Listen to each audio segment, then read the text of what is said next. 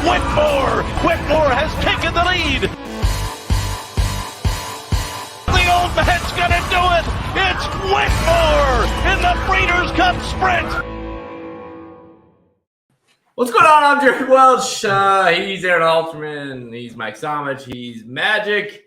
This is Blinkers Off. What's up, everybody? What's up, boys? Hello. Hi. Everybody good? Yeah. Everybody having fun? Good. Okay, shit together tonight? Yep. No one's been drinking today. So let's throw me a football. I'm ready. Let's go. I'm not doing that. I forgot you had. Yeah. All right. So we've made it back to the Airbnb after a day of day one of racing at the Breeders' Cup Friday. And all right, how you guys feeling? Well, once we got back, it's nice. That was quite a traffic jam. Yep, that's why everyone wondered if we were going to do it. We planned on it. We just didn't get home until not long ago. We ate dinner, and here we are. So, thoughts? I'll kick it. We obviously have a big day tomorrow. Tomorrow's the main event. Saturday, of course, being the Breeders' Cup Classic. So we'll get to that and kind of some of the races we're looking forward to tomorrow and touch on some of those picks. But before we do that, kind of initial thoughts or kind of initial reactions to what we saw today. I'll kick it off with Hawthorne and we'll go around the table. Sure. I think as far as Breeders' Cup races go, we saw the first three races. We kind of all knew it was, here and there and everywhere about who you're trying to go with. And they were horses that wasn't shocking that they won, but it was like, yeah, that's not, maybe we couldn't string all three of them together type of thing. I think the big shock was Cave Rock. I mean, just didn't really show up, I thought, with his best race. Forte was really good. No excuse for Cave Rock. Could have won that race for sure with a better effort, but just didn't do it. And then, thank God, a really nice way to end the day with that exacta for us in a really good race. Silver Knot, a horse that had nowhere to run for almost the entire race, finally got through, and then Victoria Road was able to outduel him to the finish. That was worth the price of admission today. Yep. But unfortunately, the Cave Rock thing was a disappointment. Yeah, I mean, Silver Rock had more traffic trouble than we did getting out of Keeneland, and that's why that horse lost the race, because Silver Knot definitely the best horse in that spot. The only person who had a worse day than me was Bob Baffert, who nothing went well for him at all today. You hate to see it. You really do. National Treasure runs a decent third. You have Cave Rock, who was supposed to be the superstar coming in, gets pressure from Hurricane J, doesn't switch leads down the lane. Forte runs right on by. Arabian Lion's not able to get the job done. Speedboat Beach quits and finishes almost last. Tough day for Bob today at Keeneland. Well, Bob screwed me twice. I went 4 out of 5 on both pick fives. How'd you like it? Didn't like it. Wasn't fun. Not going back for seconds. Well, you might tomorrow. Well, it'll be thirds at this point. Well, that would be true, yeah. But no, it screwed me up. I mean, 4 out of 5 on the late pick 5, Cave Rock single. 4 out of 5 in the early pick 5 and went 3 deep. And still didn't get it. So the Arabian Lion race I'm talking about. So, yeah, that was a real disappointment. If even one of those comes home, it's a great, great day. But like I said, at least the exacta came home there in that last one that helped. Yeah, I mean, it was you kind of – I think Arabian Lion, it's like – He ran well. He ran well. Yeah. I mean, he did. If you would have said he's gonna beat the field by 20 lengths, you say, great. We'll just have to be another horse was with him and re-rally to get some of Brad Cox's horse. So it's like, to me, that it was like, well, shit, what are you supposed to do? Cave Rock was disappointing. I mean, I thought he got the trip. I get some people argue that he went too fast or whatever, but I mean, shit. That field, we all thought he's going to dominate that field. And I don't care if you go a little too fast or whatever. Like, he had nothing whenever they needed, when they needed something from him. Well, the first quarter was fast, but the second quarter was not. Right. Go ahead. We were standing right there. Yeah, every route race today that we saw, they went fast early to get positioned in that first turn and slow. I mean, there were some races where they went 25 seconds down the backstretch, and you just in this race, I really thought like I didn't think Cave Rock had an excuse. Like Hurricane J, he should have disposed of like he did and kept pulling away. Not changing the leads in the stretch was a real concern because he's never done that before. And this is the first time we got any pressure, Mike, with a Hurricane J. Yeah, the 4 wide on the first turn was an issue, too. He did not settle even when he was outside of Hurricane J. He floated himself out in the first turn. And then they go, yeah, it was faster. It was in line with what he'd done at Santa Anita, but that track was more tiring than what we'd seen from Santa Anita. So those times were, in my mind, pretty sped up anyway. So once you saw Forte making the move, you knew it was over. He just looked like a freight train once he started rolling. It was really like watching 3 different races because he turned for home and you're looking at National Treasure and it's like, yeah, he's starting to put a little, not the distance normally, but a little bit of separation. It's like, oh, he's still going to win, but he's not looking great. And you're right. Once you picked up Forte, it's like, oh, there's no chance. Even when he was 4 or 5 behind, I said, no, he'll never hold him off because he never really looked comfortable in the stretch. And Forte looked like $1 million around him for home. I mean, as much as you would have loved to hit a big 5 in there, and I'm sure some of you did that used Forte, but end of the day, it was really cool to see Forte win. A horse we were on live for the last time he ran, and Somich, you and I had a huge ticket on him and loved him, and he looked fantastic. And you got to give him a ton of credit. I thought he ran a huge race. Yeah. Then does anybody know? Because I saw it in the chat, and there was a little bit of chatter when we were there at the track. Where we were at, we couldn't see K-Rock acting up. But was K-Rock acting up? Was there some sort of an issue with him pre-race? We just weren't in a position where we could see. But does anybody know? Or anybody in the chat, if you're watching, did you see that? I never saw anything, but I didn't see anything on it. I watched him in the that race on paddock, TV. He looks Right. fine. Where we were at, for people to know, we could see the whole paddock, but as soon as they leave for the track, we can't see them until we get down there. And at that point, they're about ready to go out of the gate. Bryson says, the chop being the favorite was the quintessential, just terrible favorite. And I think we kind of expected that horse to be bet, but not maybe to that kind of caliber. with that race, I wasn't surprised by how Chop was awful, but it's like, yeah, I didn't think any of them were any good, So it's like, I don't know. I wasn't just shocked about that, but yeah, I mean, overall, I'm shocked. I guess she was that bad, right? And Chocolate Gelato was like, Chop never had a prayer. I mean, she was hung 3 wide in the first turn, 5 wide in the back stretch. Like Rosario had her out. He was riding her like she was a million the best in that race, and she just wasn't. And so when they turned for home, she was absolutely empty. And Wonder Wheel, a horse that had won twice, able to get the job done. He had a nice 6-1 price on her. Magic, you got any thoughts on the day? You know what? I know that we had a lot of near misses. There were a lot of near misses with our picks. K-Rock is a great example. I thought that overall, we as a group handicapped well. Just sometimes we just got beat. We thought that K-Rock was a beast. Forte was just a better horse. There really, I don't think was much that K-Rock could have done differently. From a performance perspective, he just got beat by a better horse. So I think that even though today, if you look, we had a net negative overall, I still feel good about tomorrow because I feel like we saw things really well. Meditate's another example. We haven't talked about Julian Felice Turf. yeah. We all were against her because she's never turned and she's never gone beyond 7 furlongs. Well, We're like, this is a rough time to try her. And she was a beast. She was We really just were wrong. impressive. We just were wrong. that the time. thing about it is, it could have been an epic disaster if not for the last race, right? And then we'd have a different tune. But you leave the place, and it's like it's a good last race. We're really not down that much. I mean, it's basically just treading water going on to Saturday. But yeah, with the pick 5s, the problem was like I went 5 deep in the first 2 legs of the late pick 5, and the 5th horse on won. So when you are having to do that, your strong opinion has to be right.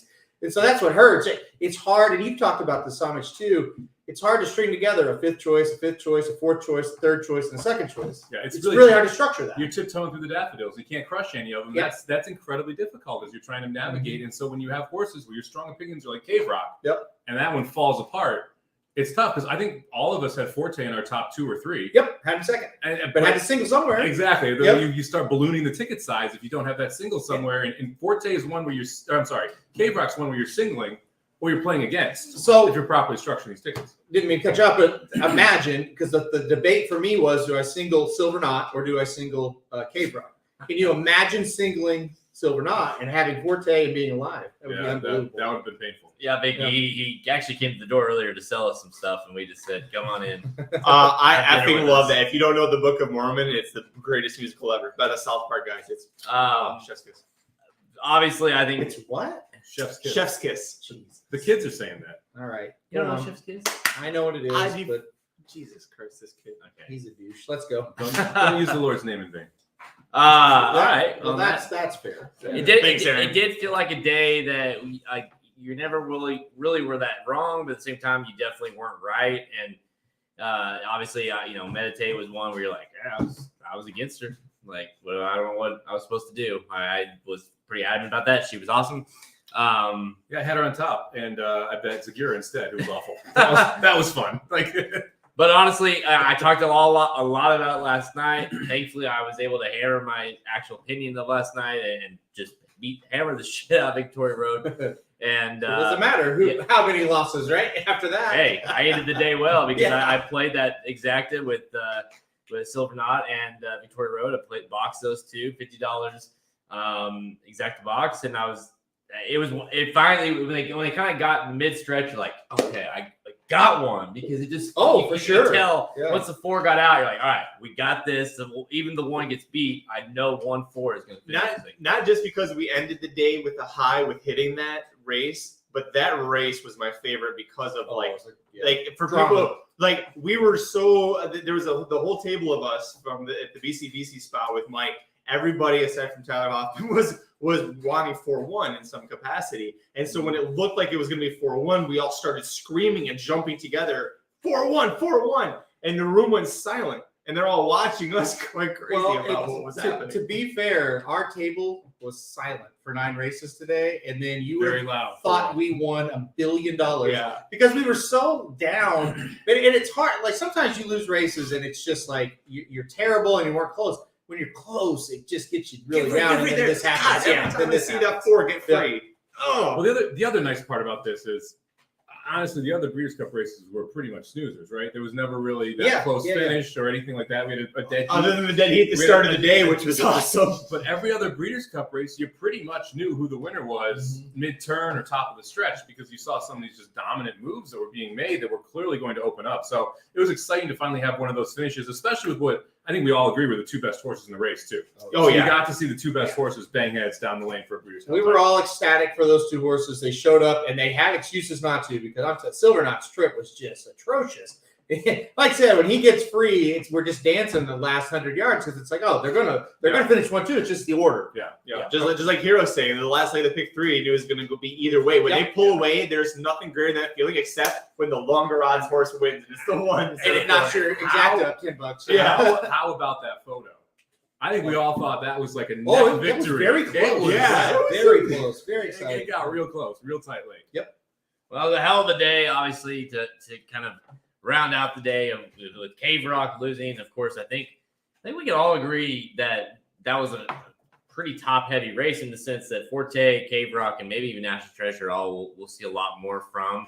I imagine, I know all 3 of those horses will be drafted here coming up in a month in our dudes fantasy draft for 3-year-olds or coming up 3-year-olds. So, I mean, that's at least seemingly going to be a productive race.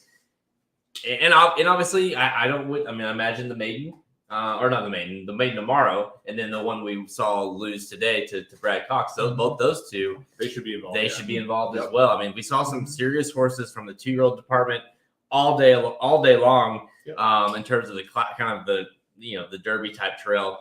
But talking about some major races, we have a big day tomorrow. Yeah, I think Yeah, it's decent. we got the flight line. We've got the sprint. Jackie Warrior. Nice. We got the distaff. We've got the turf. We're gonna basically each of us picked the race that we wanted to kind of look at and kind of highlight and look at and all talk about. So obviously a big day tomorrow. We're not going to get into every single race. If you want, make sure you go check out the wagering guide at racingdudes.com where we've got the bankroll going. We've got Somich's picks for the BCBC or this kind of his analysis. We got Slim. Slim definitely focused on Saturdays if you want his tickets. All of our top 4 is in there as well. So obviously, if you want all of the information for Saturday's card, make sure you go to racingdudes.com and go get the wagering guide. But for today's show, we are going to look at an in-depth look at the Classic, the Sprint, turf, and distaff. Right? Turf mile. Well, someone put distaff on the title. That would be you. So I don't know why you did that. I think but you're talking distaff now. No, I like the turf mile more. This stuff's not as fun. okay. I don't want Bonus to race distaff. I don't want to argue this Right. about that. I thought somebody had. Wait, I did put this down. Whoops. Let's fix that. Let's go. Hey, I didn't touch it, so Yeah, no, you're it right. was written. I heard. What's funny is I heard distaff and put that, but I didn't. Before we go on, Vicky's asking about how the track played today. I thought it was extremely fair. I don't think we take anything away from it. I thought it was classic Keeneland. You want to be inside on the dirt You want to be turf sprints. You got to be forwardly placed. I mean, the 2-year-old turf sprint collapsed, but it was because of how much outside speed specifically there was. Yeah. Where you had the 10, the 11, the 12 all go, and that created just a mess. And that's why you saw so many horses close, and the Euros do so well in that spot. 2 turns, again, you got to kind of be forwardly placed there. You're not going to make these massive moves. And we saw Forte come from the middle of the pack, but 1 and 2 were 1 and 2 pretty much the entire way around. So it's playing like Keeneland, but it's playing fair, I would say. Okay. I think it's playing fair. Yeah. That was a long way to say I think it's playing pretty fair. Well, I don't. It's not so much where it's like you better be in the first or second or you're screwed type of thing. Like we saw winners from everywhere. Doesn't feel like 2020. No. It There felt you like a go. conveyor belt. Yeah. I was nervous about the turf course because we'd heard about the gallopers saying that they were chewing it up real easily on the outside of the dogs. I thought the turf was fair as well. So yeah, I was pretty happy with how things went. Trish wants to know if we've been going out much. We've been doing Trish shows. hasn't I was seen gonna us. say. You want us on the show, you can't have us going out. Like, it's just like we're trying to do everything. We Unless you're a literally- bar and you'd like to host us, and we will come Yeah. right out there and look at all the viewers we're bringing with us here. We literally wake up, work, go to the track, come home, work. That's Eat, what we've been doing. and then Eat. do this. We Uber eat something in, yeah. So And no, then we have to not been decide- out. And then we got to decide: do we want to go to bed or do we want to go out? And then we go to bed usually. and then we got to get up in a couple hours. So Well, usually we've just been watching like football games. that's true. Somebody want to know why I was wearing a tie? Because I gotta class this bitch up. That's why. Yeah, something like that. That's why. That's why. Oh, Trish is heading to McCarthy's. Well, Yo. we could go there. Trish, I like McCarthy's. Trish, I mean, what do you look like, Trish? Oh, Jesus. Well, no, I'm just asking. Like, maybe we'll see her. That's all I meant. Oh, first of all, That's all I Trish. meant. First of all, Trish has been a wonderful, long-time member of the comment section, the chat section for our live shows. You took that. Second of all, if you want to know what she looks like, she has her profile picture We here in can't the see it. comments. It's small. She but- is That's what blonde and she has a really cute doggy. That's what I see. I'm just saying, like, we We're look off the for it rails. if we go. It is not the What did you Magic say? Mike We're show. off the rails. It is currently blinkers off. It is not the Magic Mike show. Don't put that on us. Okay. It lasted 5 minutes. Yeah, well, that's because you don't do it in one take like professionals. Heyo. Oh. Well, we do it in Super one tall take. I don't know if That's we're all I professional, asked but we for. do it in one take. Just change the rest of the I'll be the super tall blonde. Oh, there you go. Like, All right, we gotta go. See y'all. on to McCarthy. Wait. You guys can get the pics later. But Miranda's also a super tall blonde. But we know what she looks like. We do know what she looks like. You're right. Okay, problem solved. We're good. Sometimes you can. You know. Anyways, all right. Let's start this. Okay. Anyways, all right. We're gonna look at 4 different races from Saturday at Keeneland for the Breeders' Cup Saturday card, and Halterman gonna kick things off for us with race 7, the Qatar Racing Breeders' Cup Sprint, Grade 1, $2 million, going 6 furlongs. Halterman, get this back on the big back on the Jackie rails. O'Boy, yes, she nice. that helps. No, listen, I that's why I wanted to talk about the sprint. I just wanted to say that. Listen, here it is. It's right here for Jackie's Warrior. If he doesn't win this year, I don't know what to say. There's no excuses. Should just go out to the front and kind of cruise there. I don't know. We saw Cheap Speed beat K-Frog kind of. Maybe Cheap Speed will beat Jackie. I don't think so. I just think he looks. It would be a suicidal effort because there's no horse in here like a Jack Christopher that's going to do that. That's going to have that natural speed to No. continue for a full 6 furlongs against the Jackie's Warrior. Super Ocho is the horse that I think is like the Cheap Speed. Go ahead. Well, I was going to say, can you call your buddy Barry Tector, Jared? Ask him, please do not cook Jackie's Warrior. Just ride for second in this race. Warrior, she nice. I'll talk to him. Drop that line. I'm sure Yeah. Barry Tector will love that. No, listen, it's his time. If he doesn't win it now, obviously he's never going to win it. I mean, Asmussen's been quoted earlier in the week saying, "Look, he's too good not to be a Breeders' Cup winner. He should win it. There's no excuse for him. Hopefully, he gets it done." Well, I mean, a horse like Willie Boy, who you would think on paper is like, oh, that horse could challenge for the lead or something. They ran for second or third in the Vanderbilt against him last time. Like it was very clear. Like they saw it. It was like, nope, we're not facing. We're not beating him. All year long, he's been great. But all year long, this division has been bad. I mean, bad. In the races where he doesn't show up to run in are horrific, right? So then you have that challenge. Okay, who's the 3-year-old that can beat him. None of them showed up. Gunite, maybe, I know the same barn we're going to enter Gunite and Jack Christopher Scratches, obviously. And so now it's like, now who can beat him? Well, maybe a Philly can beat him, right? I mean, so that's just it. He has towered over this group all year. The 3-year-olds didn't show up. The horse that beat him last time is in a different race. It's now or obviously never. He has to show up and win tomorrow, or it is a major disappointment. Well, and I mean, last year, right, Special Reserve and Matarea Sky took it to him. There is no two horses in this race that can take it to him, that can make him really struggle early, that will cost him the race late. And that's what you saw. I mean, he absolutely collapsed at the end of the season last year in this Breeders' Cup Sprint because of the pressure he faced. And you look at who won with Aloha West, it's a collapse race. That's all it is, right? And Aloha West has not been nearly as good the rest of the season. It hasn't been like a quote-unquote Breeders' Cup champ, which you'd expect. This field isn't nearly that difficult. He needs to win this race. Mm-hmm. This is a major knock on Jackie's Warrior if he doesn't win this race after last year's efforts and how much easier this year's race is. Yeah, I mean, I think I can speak for all of us here that we kind of went into this thinking, okay, let's try to beat him with Jack Christopher. They, when Chad said, hey, we're going to run here against Jackie's Warrior, you're like, all right, that tells you a lot. Then, of course, he scratches, and all of a sudden it goes from trying to beat Jackie's Warrior to, well, he's a single now. It's kind of that simple, and I'm kind of with you. I personally think the only horse that can actually possibly upset him is Kamari, but I think that's unlikely. Yep. But I do think as far as the talent level goes, if for some reason Jackie gets pressured by someone else early on and this thing kind of starts to melt down just a little bit, Kamari might be good enough to get it done. But I'm with you. Like, it's to the point now where you're like, dude, it's time. You have to get it done. This is your last race of your career. This is it. You're 0 for 2 in the Breeders' Cup so far. Last year, you can argue that, not only did the pace hurt him, but, he ran a lot last year. He had a tough campaign.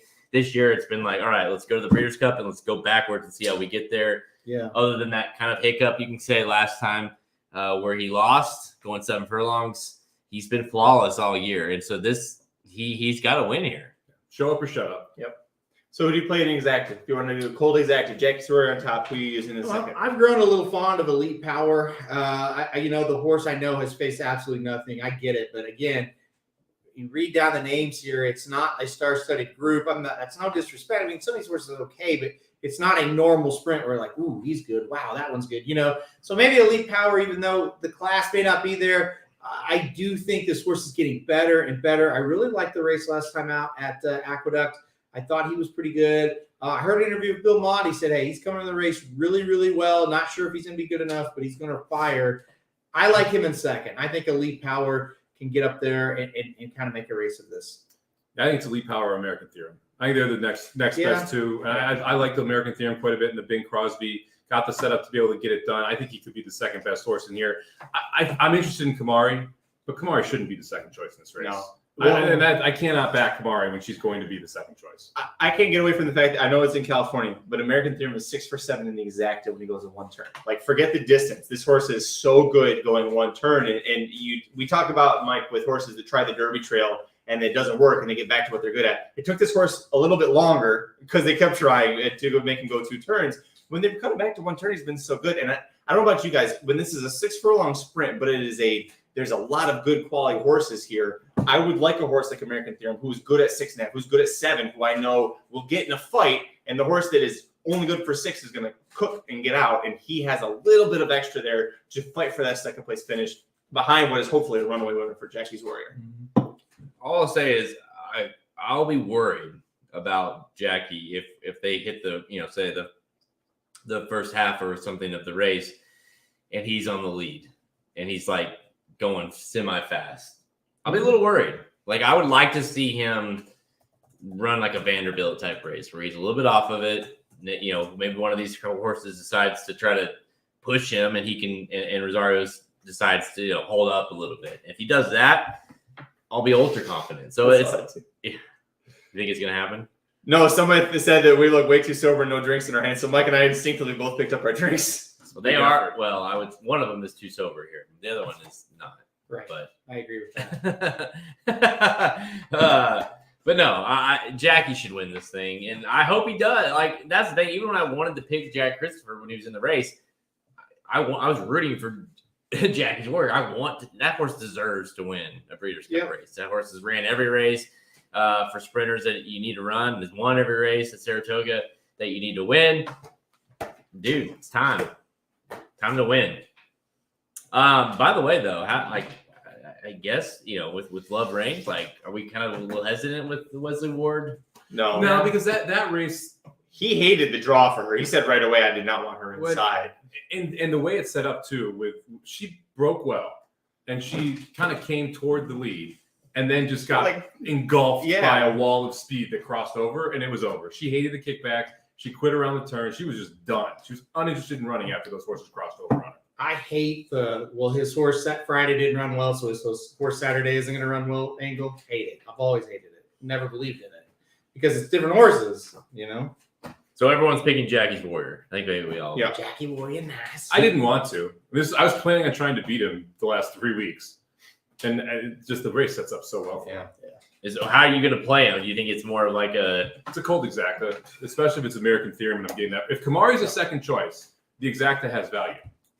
Because if you get around Kamari, all of a sudden you're looking at 5-1, you're looking at 6-1 with Jackie's Warrior on top. I think Kamari was going to run a big race. I really do. You're right. The price is going to be interesting. Who? All right, let's go to the next one here. Did you do the mile? You want to do the mile? Mile. All right, so race 8, the FanDuel Breeders' Cup Mile. It's a grade 1 course, $2 million, 2-1 mile on the turf. Magic, I'll let you take it away. Modern Games. Modern Game. Yeah, Modern Games is the horse. I mean, and I'm not going to keep getting into the 4-horse. We all know was the horse that we wanted to play in the Breeders' Cup Juvenile Turf.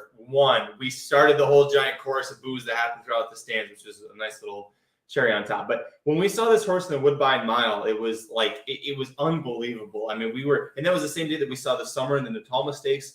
Both of those produced some nice winners, especially Appleby's Mysterious Night that won the Summer.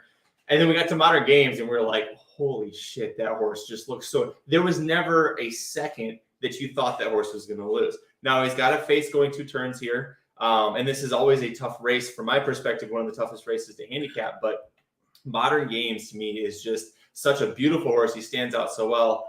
I'm hoping, we get 72 on the morning line. I know there's been questions about the morning lines at Keeneland, but I'm hoping the fact that he didn't win his last race and then comes here off of a defeat, that helps him slightly.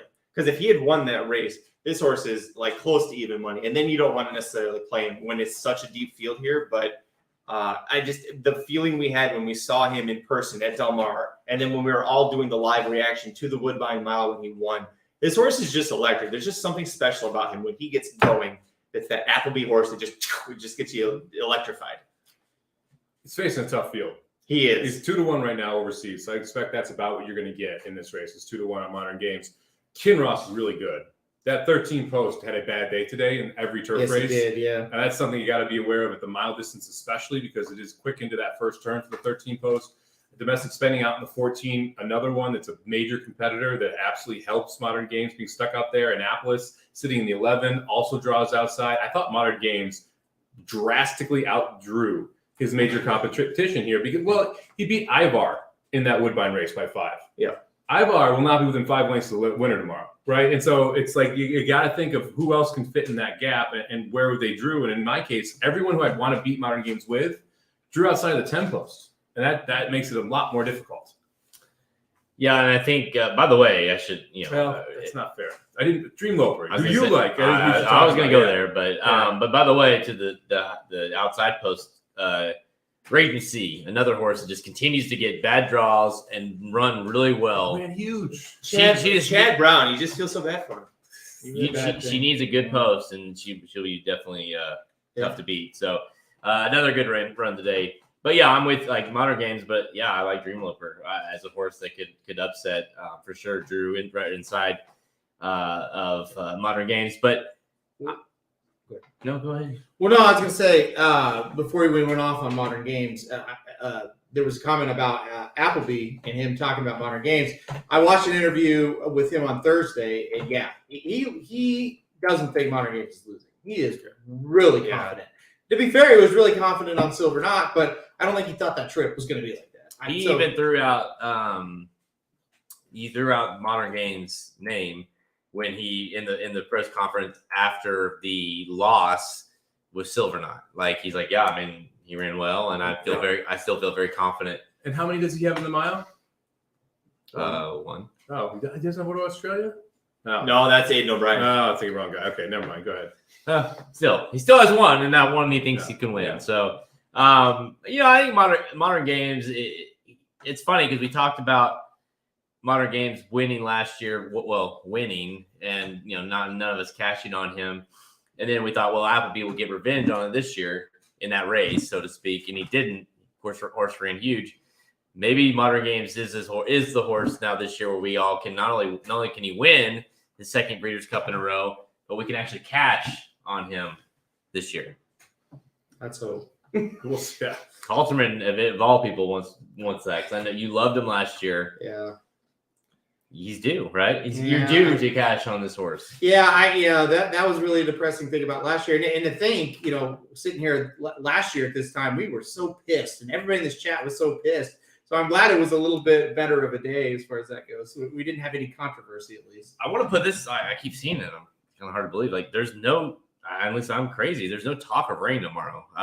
It's supposed to be windy. I think there's wind, but there's supposed to be. I mean, there's like a slight chance of rain later in the day, I believe. But as far as a rain being a consideration, that could certainly that could result in some sort of nothing till 8:00. Difference in the track plane or however, like that's not existent. When we're tailgating in the parking lot, Yeah. That's when the rain hits. So yeah, I wouldn't take any consideration into that unless you're a wind player, and in that case, you might want to handicap these because it does seem like it's going to be very windy. It's kind of windy today too. Can I throw out a monster price? Yeah, Yes. Please. Pogo the Wolf. Yes, thank you. I wanted to talk about it before we left this I'm race. using The Pogo. three of us like this horse. Yeah, Let's I'm talk using about it. Pogo. Sitting on the rail. This horse has been ultra competitive at 7 furlongs. We saw it today.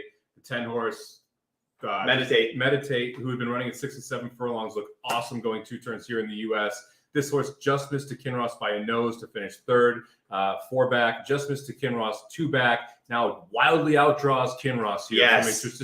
From a strategies perspective. I don't love Pogo at 20 to 1, but Pogo at 20 to 1 is a live price in this race. You have incredible value at 21. You have a jockey in James Doyle who's as world class as anyone on the turf, really. And you have a horse that at 7 1/4 furlongs, to start the season. That's with a long race. Very long. With a Group 3, first race in a couple months, we're back on the turf here, wins. And then to me, that's the example of like this horse can handle the mile. There's no question with the turns. Yeah. And then you see the form improving here this feels like this horse is peaking again. You guys are both time form guys. If you don't know, if you're a buyer user in time form, I like to use 15 you subtract 15 from the time form. You're looking at a horse that's coming in here with 5 of his last 6 starts, 100+ buyers, and he's 20 to 1. Like that should catch your attention. That caught my attention when I was handicapped. I was like, this horse should not be 20 to 1. Yeah, no, he shouldn't. And like I said, we got him in the multi-races tomorrow, all of them. And yeah, he definitely feels like at the worst, he's going to outrun those odds. The only thing is, we'll see what price he actually is, right? And you have Schumacher jump off this horse for the 3-horse Dreamloper, which, Jared, I don't think you got a chance to really talk about because we love this horse. We can go back to her before we finish. Yeah. But No, I mean, I was going to mention domestic spinning as well. I was going to ask if you guys have any interest in domestic spinning before I go back to Dreamloper. No? Not at a mile. No. Not at a mile, not at 14. Yes. Two big red flags. And not off the year. Whatever. 16 months? Yeah, 16 and a half. Yeah. It's one thing to have one question mark, but then we have 2 and we have 3. It's just like all right. In one of the most competitive Breeders' Cup races of the weekend. At sub 10 to 1. Well, that's the other thing. He would, even if he was doing super and we'd seen him, it's like, damn, that's a tough race. Would we like him better if he was into the turf off of this layoff than the mile? I think I would. I would say yes, because I don't think the turf is all that strong in comparison to the mile.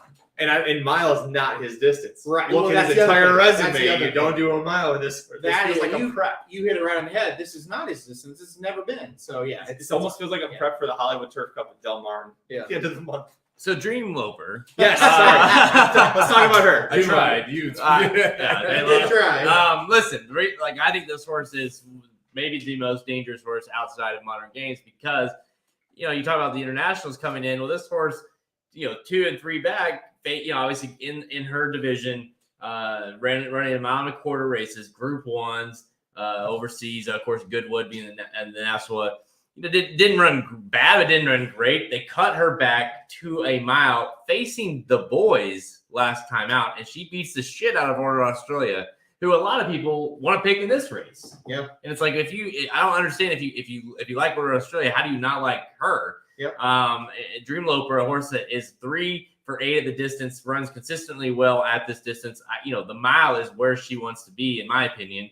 And that last race showed me that, okay, that was enough for them to say, hey, let's go bring her over to the Breeders' Cup Mile and face the boys yet again. So to me, we know how these internationals run over here, especially ones that are kind of like a horse for course in a sense that they love this distance and are been running this well overseas. I think she's dangerous. Yep. Face Nashwa too bad. Nashwa's your favorite in the turf. Yeah. She's been keeping really good company going longer too. I have Dreamloper second behind it. Modern Games, Dreamloper, Pogo. Yeah, there you go. Won a Group 1 4-back, going a mile and 1/8 at Longchamp.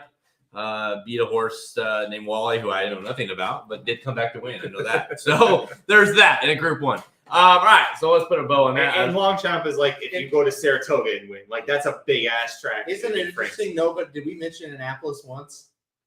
A couple of times we talked about other horses. And we said, beat Annapolis or facing Right. We never talked about that one's chances. It's interesting. We'll see what happens. He is dangerous. Maybe. I can't get there either. No, I'm just saying it's interesting. But if he goes and wins again, you're like, Deepest race of the whole Saturday card, I say, the mile. All right, let's go to the next. What do you want? Turf. Let's go. What you want? Let's go to race number. What is that? Race 10. It's race 10, the actual deepest race in the entire card. Yeah, race 10, the Longines Breeders' Cup Turf, Grade 1, $4 million, a mile and a half on the turf, of course. And we talked about some of these horses in this race, and of course, Appleby looking for a win here with the 3-1 Rebels Romance. He also has Nation's Pride at 7-2. Mishriff in here at 6-1. And of course, you've got the mare from US, Warlike Goddess, who Mott has specifically said, if we're going to run the Breeders' Cup, it's going to be in this race because she wants to go long. So, Somich, kick things off. Oh, you didn't even mention Stone Age or Broom, 2 Aiden O'Brien's, one that ran second in this race last year, the other that's been ultra competitive overseas and ran significantly better after going back overseas after running here in the U.S. and now is coming back for another effort here in the Breeders' Cup. Contention runs deep here. I'm just really excited to be able to see this race. Warlike Goddess is going to be 3-1 or 4-1 based on the daily doubles that we saw today and the future prices online. I can't bet her at that price, but it'd be kind of fun to see Mott win this race with Warlike Goddess. By the way, to that point, and we said it last night, and it held true today with Victoria's Road. Aiden O'Brien has these horses that they come over and they look good, but they're definitely not the favorite. There's another horse or two that looks better, and he wins. Yeah. And that it happens every time. It's not, and Aiden O'Brien's never.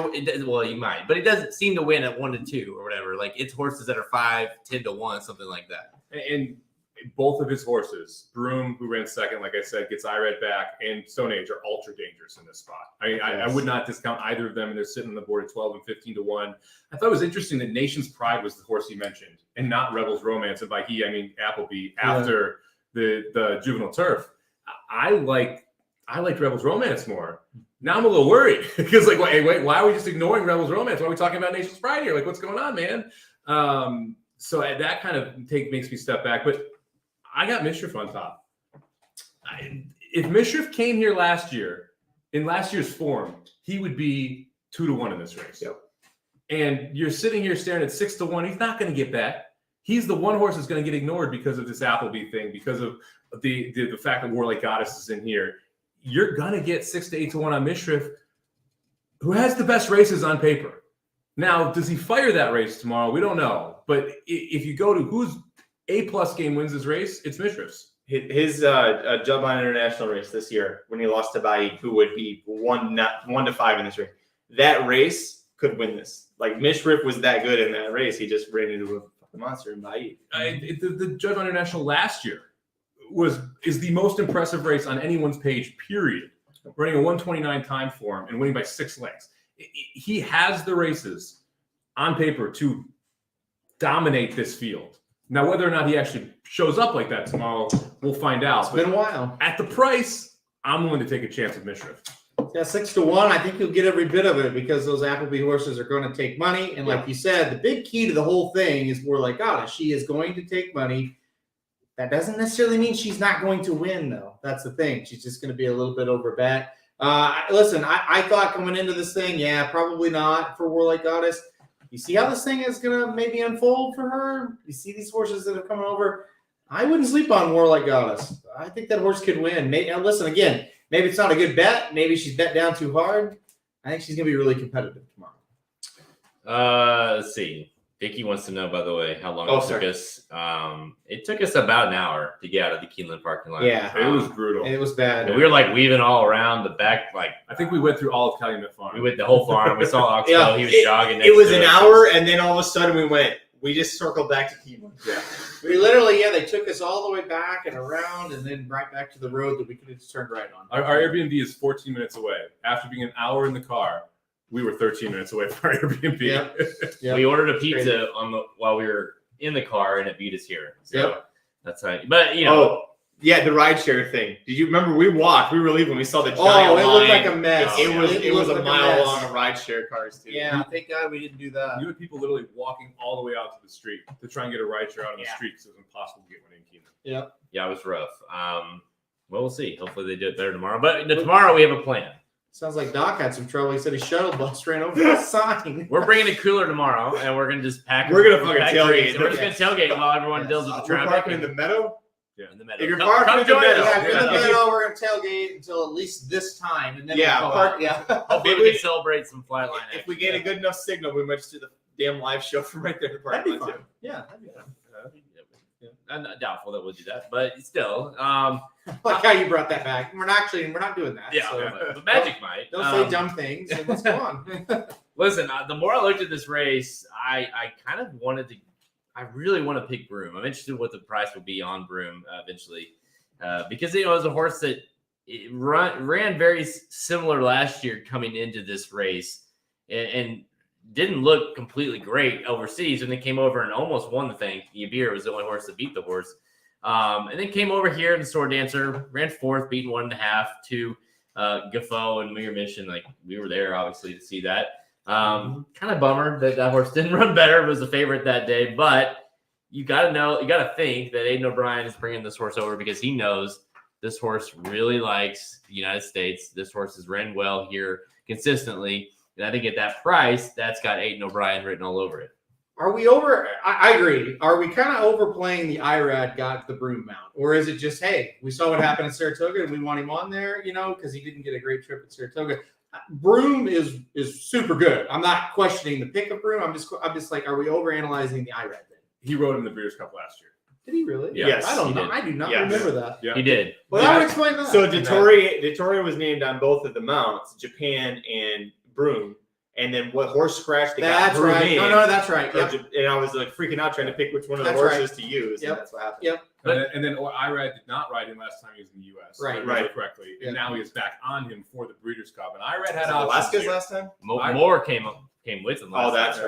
right. Irad could have ended up somewhere else here, and he ended Yes. up on Broom. It's the Breeders' Cup effing turf. Irad Ortiz Jr. is going to be on the best horse possible. Best horse he can be on. Best horse possible. Yeah. But to be honest, I don't look at the IRAD like that's a plus or a minus. I just look at like that's great that I have IRAD on, but I don't think that makes a difference to me in terms of if they would have gotten like some random jockey, then you'd be like, well, it helps. It instills confidence because he's ridden him before, and I like U.S. jockeys riding international horses in the U.S. because they have experience over these courses. Rebels Romance. Okay, so let's talk the Appleby horses. What's the case for each one of them? Rebels Romance hasn't lost this year. Good Has case. won two Group 1 races in a row and has won at In this Germany. distance. I think that's the case. On paper, he looks the best, but it is weird. The jockey thing's weird. Yeah. That's the case for him. And I think Nation's Pride, the case is he's looked really good over here. Like he's And look what Appleby did with Yabir as a 3-year-old Exactly, yeah. last year. It's the same pattern. now. I mean, maybe that pattern gets overbet because of what happened last year, but still, he knows the pattern to win this race, obviously. So they look really, really good. It's probably the best argument, right? They just look really good on paper. I mean, Rebels Romance back to back 119 plus time form numbers. Then comes over here. You have very few horses in this field that can run 120s. So just phenomenal. A case against Rebels Romance, been the favorite in every one of those races. Not very good on firm turf. Like we haven't seen the effort on firm turf. So, and to me, you mentioned the jockey thing. Buick on Nation's Pride is like, wait a second, what? Yeah. He's ridden Rebels Romance 3 of the last 4 times. Yeah. And I get we get Doyle here, who rode him the other time that he won, but why is Buick picking the 5? And I assume if this is a choice to pick the 5 It was. over the 3. And that's what makes you take a step back as someone who likes Rebel Romance more than Nation's Pride on paper and visually. What am I missing? Because Buick knows both these horses very well. Yep. So Buick had said that it was because Nation's Pride had run in America and won. That's why he wanted this horse over Rebels Romance. It was that American racing experience. And he's rode both of them several times, so it's like you would have plenty of opportunity to decide like Yeah, he which horse knows. you think Yeah. is best. And I agree. I thought, wow, that's weird that he did ride this horse in the Saratoga Derby over here. And mind you, this is a horse that is probably should have won the, I don't know what the hell they call it, the Triple Crown of the, what do they call it? The Turf Tiara or whatever it was. No, Turf Triple.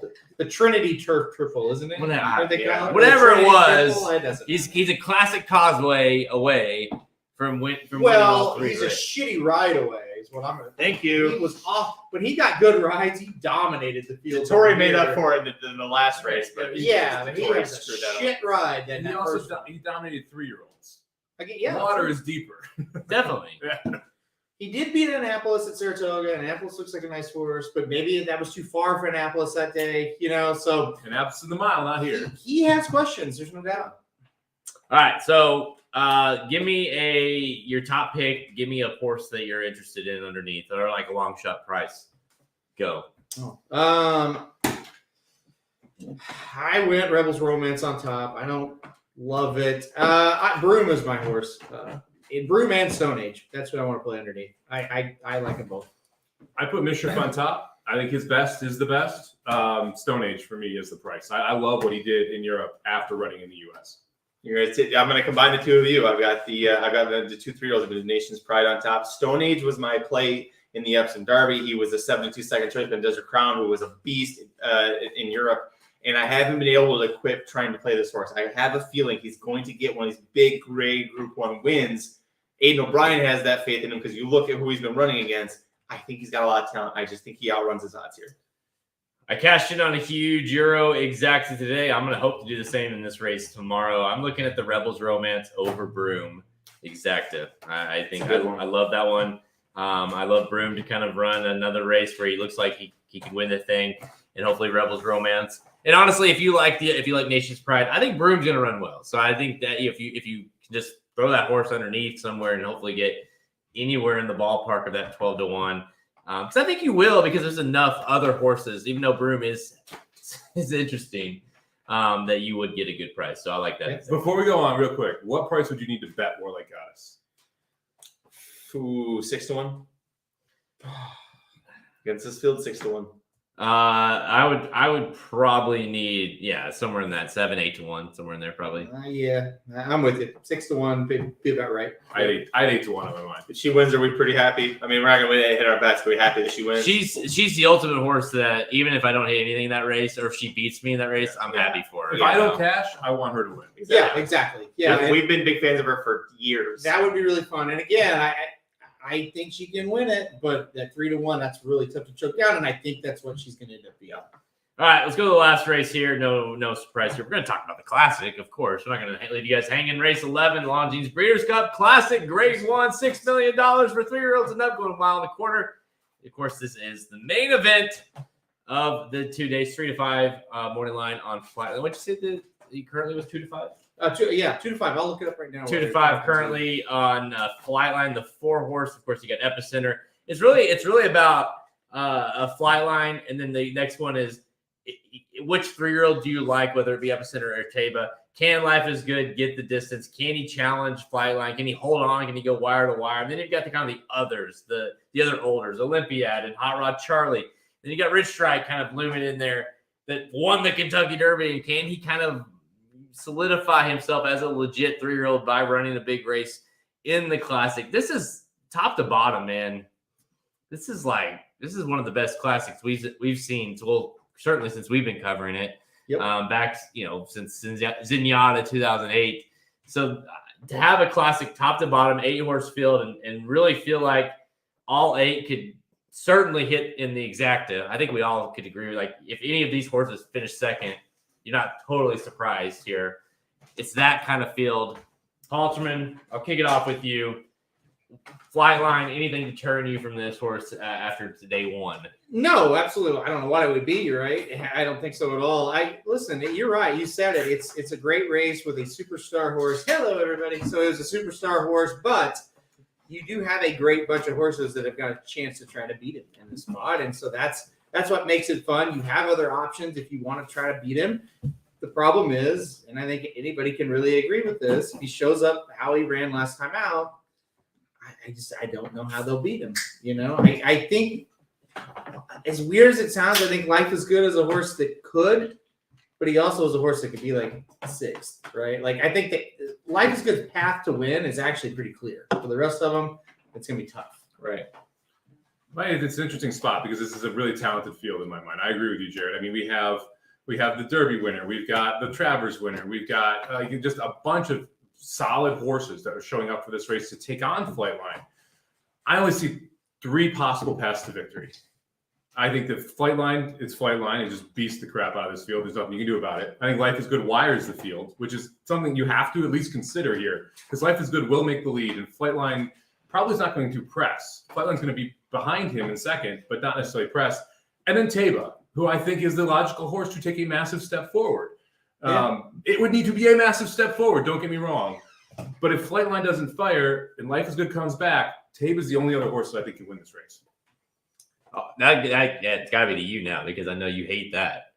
Well, I think Epicenter has proven time and time again. You give him a target. I mean, if you give him a target and it's the length of the Pimlico stretch, the length of any racetrack stretch, it's not going to work out for you. But I think Epicenter is really like the horse that has shown that if you give him a target, he's going to go after him. You look at the Derby. He lost the Derby because he didn't see Rich Strike and the hole was open on the inside. He lost the Lecomte Stakes. Why? He didn't see the goddamn horse coming up on the outside.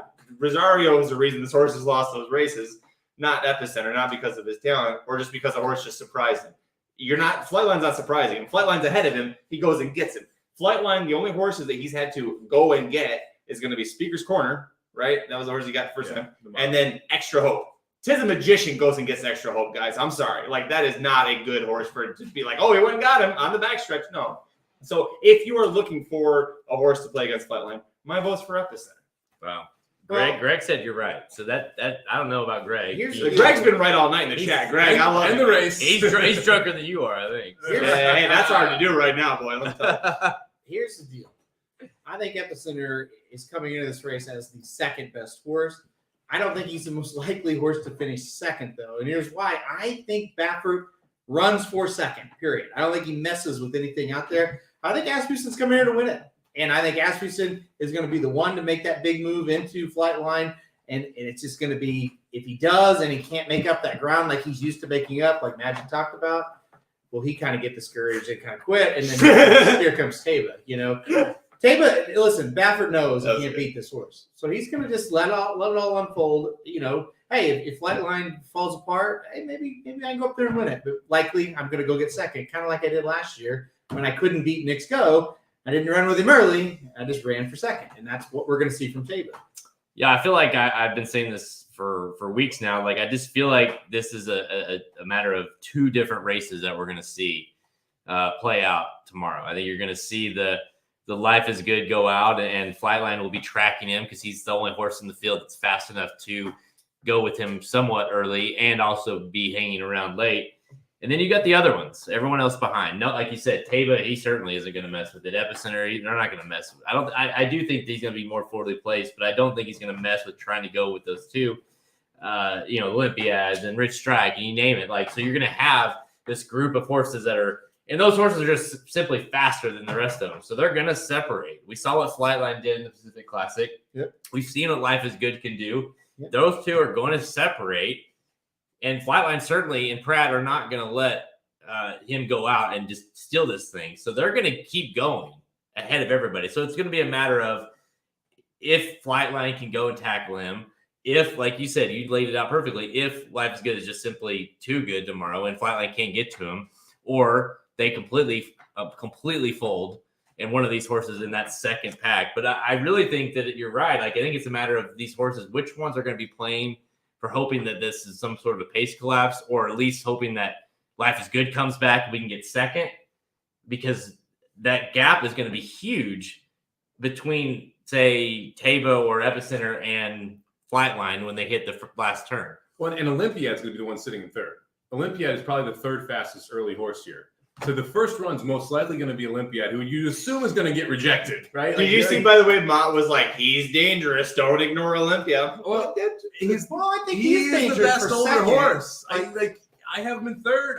I don't throw shade at Olympia. That horse has run in every race this year, banged heads and consistently run well. Yes. Was sub 2-1 against Life is Good 2 back and tried to chase him. I think he'll learn his lesson. He was also 3 and 4 wide all the way around that race. That's true.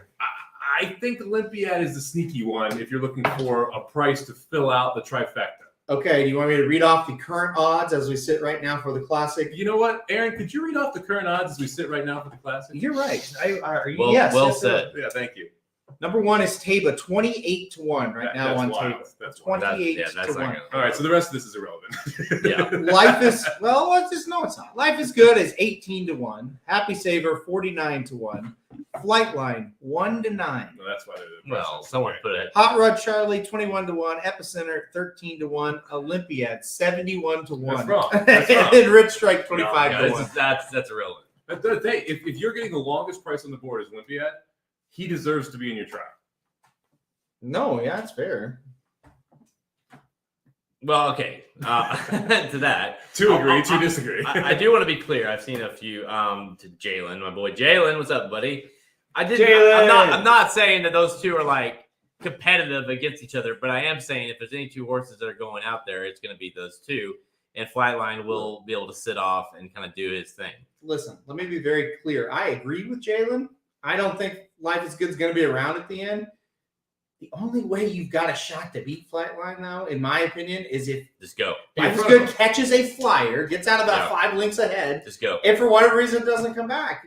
What would you rather do? Try to pass him? I would not, But I'm with Jalen. I don't have Life is Good in my top 4. It is such a But fun. if he wins Gates of Wire, are we going to just be absolutely shocked? No, it's one of the 3 logical outcomes. Exactly. It is such a funny. I don't either. Yeah. I don't have it in my top 4 either. Yeah. It's such a funny.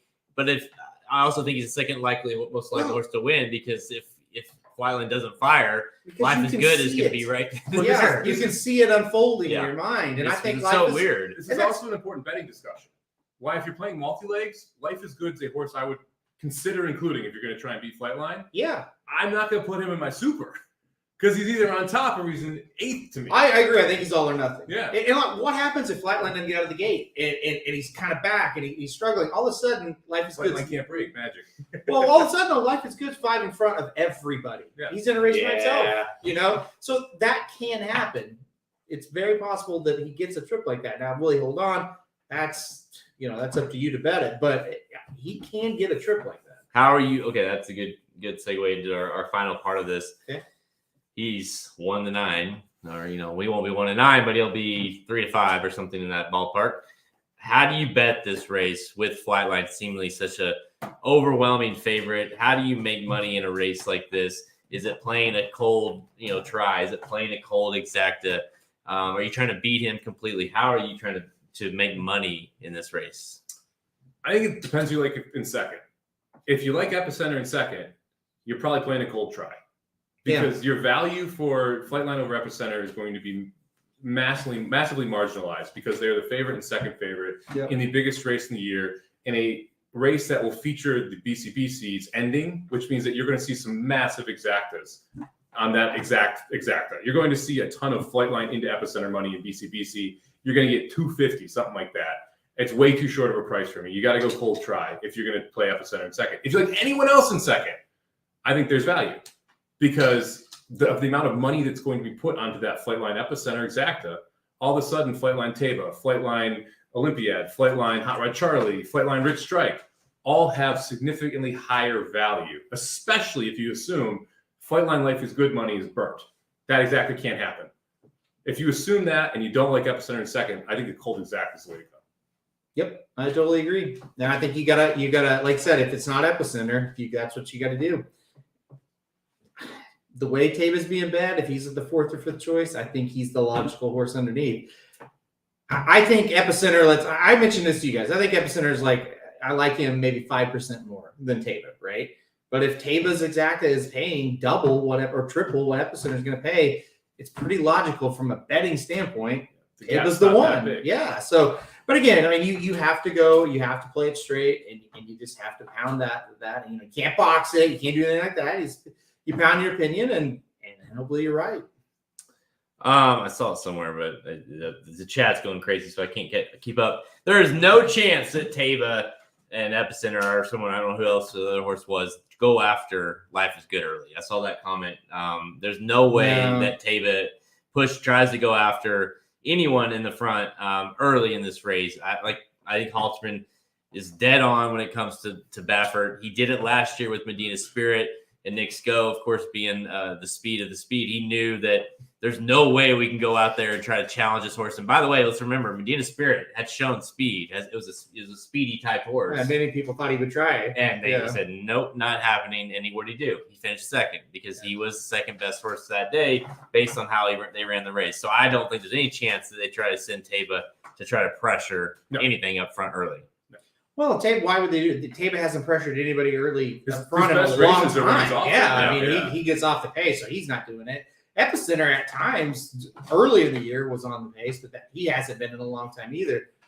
And that's what makes it interesting. And Flightline has to do the pressuring, right? Yeah. So we'll see. We'll see how it shakes out. But he has the ability for sure, the natural speed to get out there within range. Flightline wins. What is he the best horse you've ever seen? Mine's Cigar. Cigar still holds that title for me, and you need to. Flightline needs to run more than 5 times for me to even consider it. That's just it. I mean, it's 2 questions. If he wins, and let's say he wins by like a nice, impressive margin, is he the most talented horse I've ever seen? Like just his raw physical ability, maybe. But is he like, if we're going to run 5-6 times and retire? No, I would not consider him in the top, however many. Right? I mean. We need you've got to have a season and then maybe another season. I mean, you got to have a career. This isn't a career. This is just I'm spotting. Just spotting my races. And the bummer about it is, even if he does win, like we all think, I think we all think he's going to. If they retire him after this, it'll always be like, I think he was maybe one of the best horses I've ever seen. But because we saw such a short sample size of him and all the gaps between all his races. Mm-hmm. That you don't really know for sure that he was, like you said, like a Cigar or Ghost Zapper or whoever to play the devil's advocate, if he loses, well, nobody's going to give a shit about this horse ever again. He's a blip. When you only run 5-6 times, it's all or nothing when you get to these big spots. And you're not in the Derby or any of the Triple Crown. He literally will be like a Catalina Cruiser type. Right? Remember Catalina Cruiser was like, whoa, he's unbelievable, and then he never could win. Do not put that on. But he will be. He'll be a horse that retires with 5 wins in whatever he does over here if he doesn't win. And it's just like, who cares? And if he wins this and then retires, he's arrogant. Yeah. He's a horse that broke the track record in the Travers, won the Classic, had a phenomenal race in Dubai. Yeah. And it was an amazing 3-race stretch, but you're not in the Mount Rushmore of the best horses ever. Now, you could make a Mount Rushmore of most talented horses, and that's where your argument comes from. Well, I think this is where this horse is approaching. Yeah. The arrogant type of thing. And that's he has to win. That's why I said, and there's been a ton of talk in the chat about whether or not this is going to be the last time we see Flightline. Yeah. For him to make the Mount Rushmore of horses that I've ever seen from the best horse ever, you got to win this year, next year. And I don't think we're going to get that chance. I think he's done after this race. Yeah. I don't think he leaves Kentucky yet. Well, unless there's some sort of breeding rights overseas or something. I don't think he leaves. No, Kentucky. his breeding rights are here. Don't leave. He's going to leave Kentucky anytime soon. Who bought the breeding rights? I don't know. That was Lane's End. Yeah. I don't care about that shit. All right. There you go. The point is, he's not. I don't care until they get to the track. But he did this with the The fact that that's even being discussed tells you this is probably his last. Yeah. And to that point as well, like earlier, not that long ago, it was like, oh, there was like, oh, we're definitely running 4. Like that's happening. You know, we were like, now it's kind of shifted from that to, well, if he wins the Classic by 5, he might have a $200,000 stud fee. Are we really going to bypass that and see what happens? So yeah, I mean, can't really blame him, but still, I'd like to see him at 4. All right, you are Flatline Taba. You're Epicenter. No, Flatline Taba Okay, is the bet if you're going to bet it. Yeah. Same. Flatline too. Epicenter. 4, 6, 5. I assume that's That's the Epicenter. center. Hot Rod Charlie for 3rd. Yeah, Yes, appreciate I it. would Thank you. Let's use names. Okay, moving forward, please. It's on the damn screen. Look at your computer screen, you lazy Don't wear a ass. tie ever again Yeah. either. Yeah, you're the only person in this room wearing a The only tie. person prepared got it. The only person that went a little bit overboard. All right, I And went we with talked about some other things you Flightline shouldn't do, too. over Just remember those. Taba in the Classic. Hell of a race. Make sure you guys watch this, of course. Tomorrow, the main event. We'll see if Flightline can get it done. Just walking off. He always done. he always thinks we're done. Like he's used to Magic Mike. Like not done, but We have double magic now. How about that? all right. We'll wrap it up. There. Oh, the people want to know who Oh, yeah. who's over your shoulder. Special guest. Oh, Dr. Miranda's here. Yeah, Dr. Miranda is in the house. That's Miranda. Real quick question. What? Yeah. Are you making Roman? No. No, I'm not doing that. No. No. Get that out of here. It's a Breeders' Cup No, tradition. Wait. Is that Woodford though? Yeah. Oh, well, that's different. I'm not doing it. No. What? It's a Breeders' Cup tradition. No, I'm not that's doing what it. mean. Not my tradition. I'll do it. There we I'm go. there for it. I'll do it with you because I am a man and You can be a man all you want, drinking I'll alcohol. be bowl. Aaron and I will be That was the alive last tomorrow. time. That's what Cheers. we'll be. okay, cheers. Breeders' Cup Cheers. 2022. boys. By the way, they're doing bowl shots for those of you who missed it. It's I don't know if you can see this. It's a tradition Can't unlike any show other. it without- Real quick question. Someone asked in the chat. Horse of the year. Who could be horse of the year if they win tomorrow? I'll go over the list. Epicenter. Flightline. I said I'll go over the list. And I already have a fucking list. I'm prepared. Go ahead. Taba.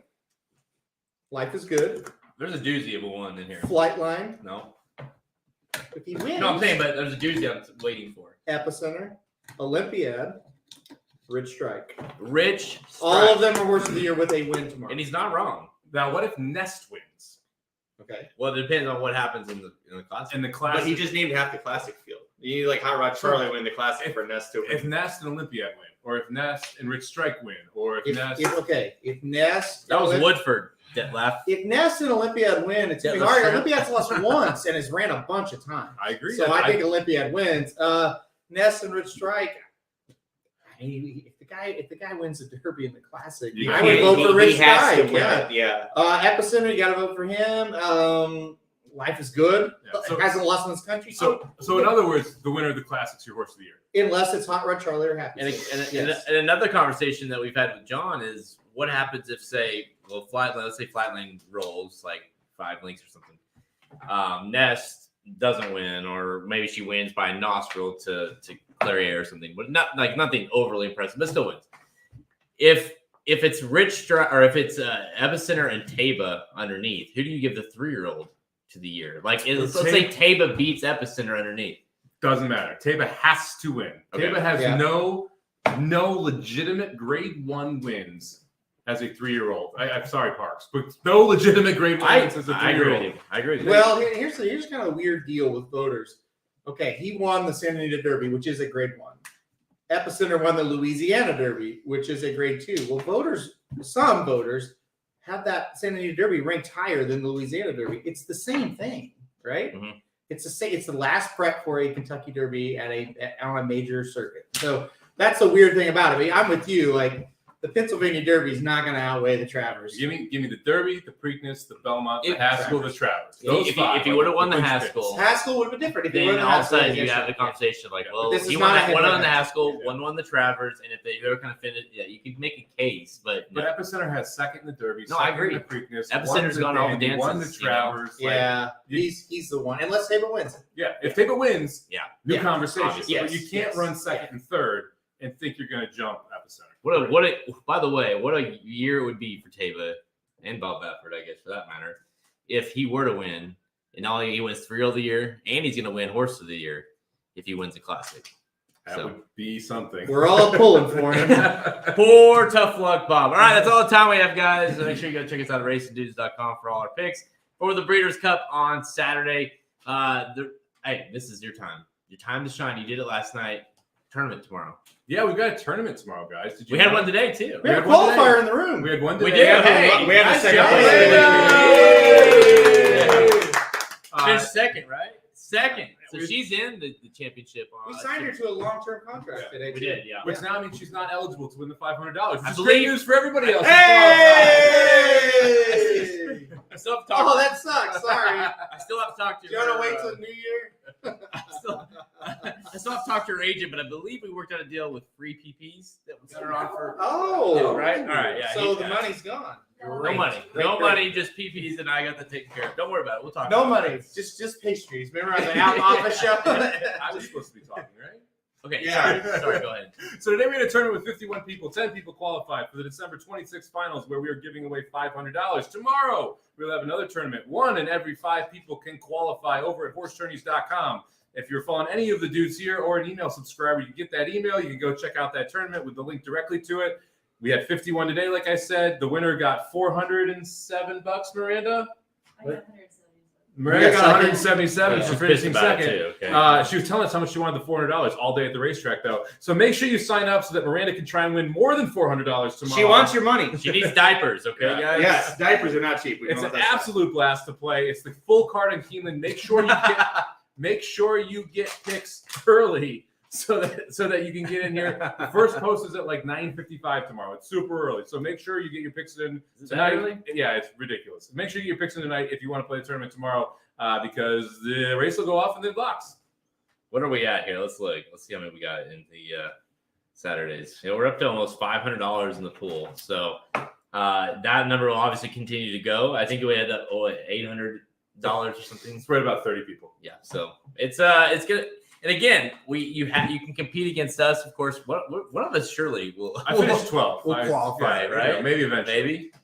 We only have like this one and maybe one more before this thing. We'll have as many as it takes, I guess. So I picked 6'9", so I don't think I'll qualify. you didn't get last though. No, I didn't. Yeah, I didn't. Last one to the person who didn't actually make any picks. Well, There you go. Well, thanks for that, Magic. All right. Make sure you check us out on our social channels at race_dudes on Twitter. You can check us up on Instagram. And, of course, Facebook. We got all kinds of content. Our YouTube page, if you're watching this on YouTube, make sure you hit like on this video. Make sure you subscribe to our channel. Magic wants to get us to the $8,000 threshold. $8,000. I would love to get to the $8,000. That would also be nice. Have we hit that? No, we haven't yet. Either one? No. No. Okay. What? How many subscribers do we have? We're about 120 away. There you go. Tell your friends. 120 friends. Get Magic on gets there. fired unless we get 8,000. By the end of the last Breeders' Cup race tomorrow, if we don't have 8,000, he's fired. That's right. So you better guys see everybody starts unsubscribing. 6,000. What happened? Oh man, they love you. I think maybe. All right, guys. All right, I'm Jared Welch. He's Aaron Alterman. I'm not even going to ask you guys your names. Last time you guys fucked that up. And I'm Mike. And I'm Mike. He's Magic. Thanks for listening, guys. Good luck tomorrow in the Breeders' Cup. Here's Whitmore. Whitmore has taken the lead. The old man's going to do it. It's Whitmore in the Breeders' Cup Sprint.